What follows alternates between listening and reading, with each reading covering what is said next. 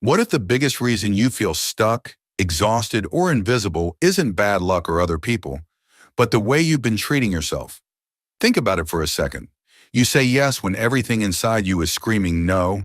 You explain your choices like you're on trial. You celebrate everyone else's success while brushing past your own. And somehow you've convinced yourself this is humility, kindness, or maturity. But here's the Stoic truth most people never confront. This is self-betrayal disguised as virtue. Undervaluing yourself doesn't arrive loudly. It creeps in quietly through habits that feel normal. You over-explain decisions that don't need approval because deep down, you don't trust your own authority. You apologize for taking up space, for asking questions, for existing, as if your presence is an inconvenience rather than a contribution. You hold yourself to impossible standards, replaying your smallest mistakes at night while forgiving others instantly for the same behavior.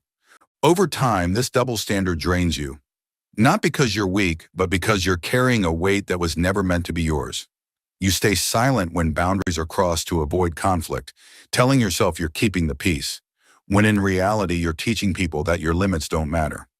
You start measuring your worth by how useful you are, how needed you feel, how often people rely on you, and when that need disappears, so does your sense of value. You minimize your pain because others have it worse, turning strength into silence and silence into isolation. You keep people close who subtly make you feel small, questioning your ideas, dismissing your feelings, draining your energy. Yet you call it loyalty. You say yes against your intuition, again and again, until your life becomes a list of obligations you never chose. You settle for less than you know you deserve, not because you lack ambition, but because you've mistaken resignation for gratitude. You wait for validation before believing in yourself, handing your confidence to people who were never meant to hold it. And worst of all, you treat your own dreams like background noise while investing deeply in everyone else's future. Stoicism teaches that a person becomes imprisoned not by chains, but by false beliefs. And one of the most dangerous beliefs is this, that your worth must be earned, justified, or approved. It doesn't. Your value is not created by productivity, usefulness, or praise. It exists by virtue of you being here. When you truly value yourself, something powerful shifts. You stop over-explaining and start standing firm.